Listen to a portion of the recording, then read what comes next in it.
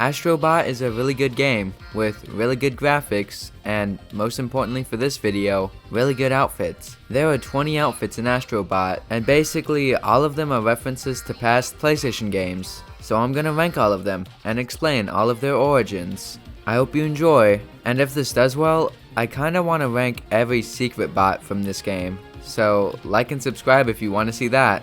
Let's start with the little fellow himself, Astro Bot, debuting in The Playroom, released in November 2013. Basically, this game was just a way to showcase all of the PlayStation 4's new features with its new controller. But recently, he's basically been considered PlayStation's mascot of sorts, like their Mario. It's just interesting because he's so new. Usually when we think of mascots, we think of people from the 1980s and 90s.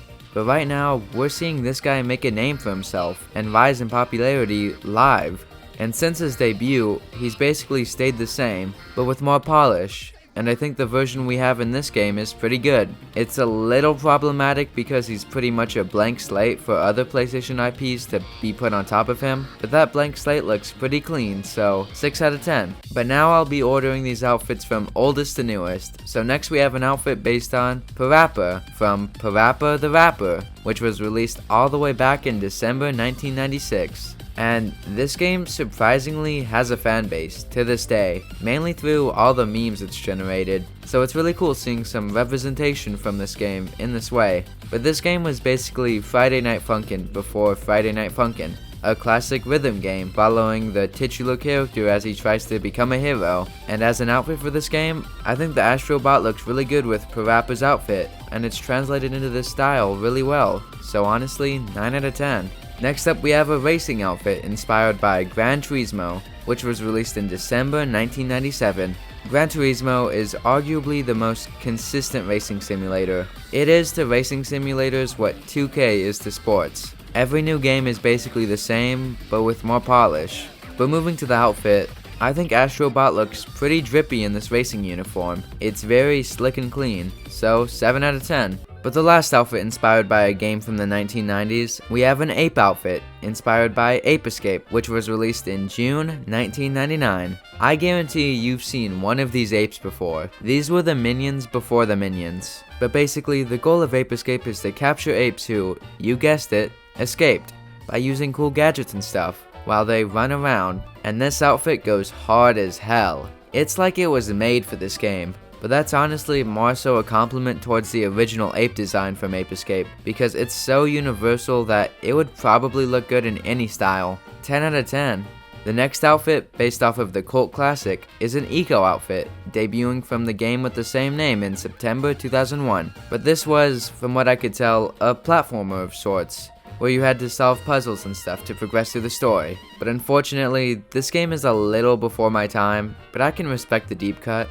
And honestly, seeing obscure, or at least less mainstream, popular games get recognition is always a win. And I think they did a great job adapting his outfit into high quality graphics. The horns are cool, the design is clean, 7 out of 10. Transitioning to a game we might have heard of, we have a Jak inspired outfit from Jak and Daxter, which was released in December 2001. This is basically like a more fleshed out version of Crash Bandicoot. It has super big and vibrant environments considering when it was released. And yeah, it's basically a platformer in the same vein as Crash Bandicoot. And while Jak's design isn't exactly the most iconic design in video gaming, it looks pretty good in this game. Especially with the green hair, it pops out so much more with the modern graphics. This is a strong 8 out of 10. But this one, if you're watching this video, I know you'll probably recognize. Next we have an outfit inspired by Sly from Sly Cooper and the, I hope I don't pronounce this wrong, Devious Raccoonies, which was released in September 2002. For a while, this was one of the PlayStation games. Who wouldn't want to play as a super fly fox and steal super valuable items? This guy has to have been so many people's furry awakenings. This was a very influential 3D platformer with lots of charm, and that charm gets perfectly translated into this game. He just looks so cute with his little ears and stuff. 8 out of 10. Next up, from another, arguably more popular game, we have a Ratchet inspired costume from Ratchet Clank, which was released in November 2002. Around this time, 3D platformers were really the rage, So what would you know, but this was also a 3D platformer. I think it was a given that there would be a Ratchet & Clank rep in this game, seeing how it is one of PlayStation's big IPs. So it's cool it's an outfit, and when it comes to the outfit, I like it. It's very furry-esque, but that's also where a little bit of a problem lies. It's a little plain. This is just a little too simple to give it a higher ranking, but I do like it, so I'll give it a comfortable 6 out of 10. But next we have an outfit inspired by Wander from Shadow of the Colossus, which was released in October 2005. Shadow of the Colossus is an action-adventure open-world game following Wanderer, where you have boss fights and stuff. I don't know.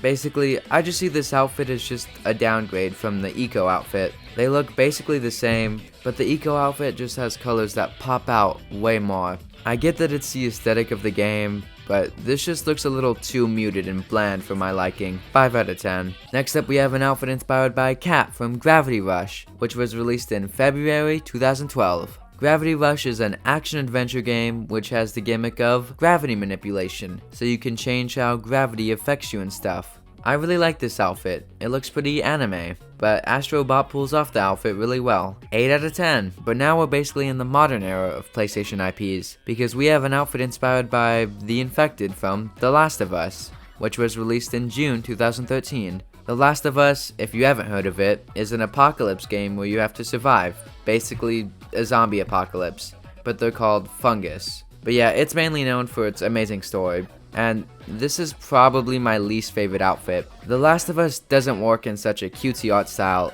especially in a game like this, and choosing the Infected instead of Joel or Ellie was certainly a choice that doesn't work in my opinion. It's just bland, the outfit is weird, the mushrooms on the top are pretty out of place. I want to like this, but honestly I can only give it a 3 out of 10.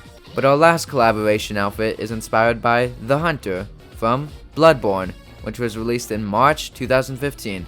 Bloodborne is basically PlayStation's Dark Souls, a super difficult game that's almost impossible to beat, and this outfit goes crazy. It's so hard, almost as hard as the game itself. Black leather is hot, man, and that hat gives off so much style. 10 out of 10.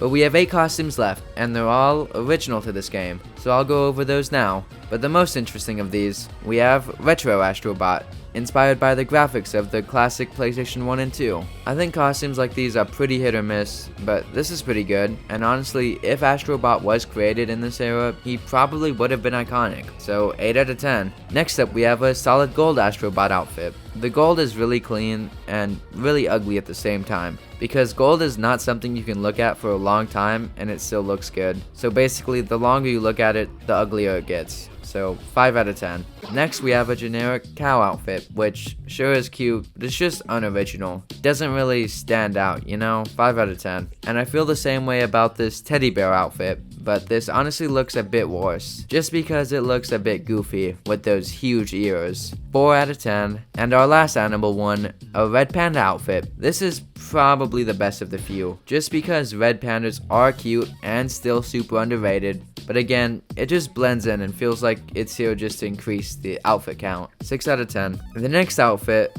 I honestly have no idea why it even exists. It's literally just not an outfit. It's invisible basically. So seeing how there's nothing to rank, 0 out of 10. This pirate one looks really cool though, and if Sea of Thieves wasn't owned by Microsoft, I'm sure this would have been an outfit inspired by that. But this is probably the best original costume for Astro Bot. It's really clean, and the color scheme is super appealing. The dark blue on the light blue of Astro Bot is just so pleasing on the eyes, and the leather looks so good with the PS5's graphics. 10 out of 10. But I saved one outfit for last, a skeleton inspired outfit for Astro Bot. Guys, Medieval was right there.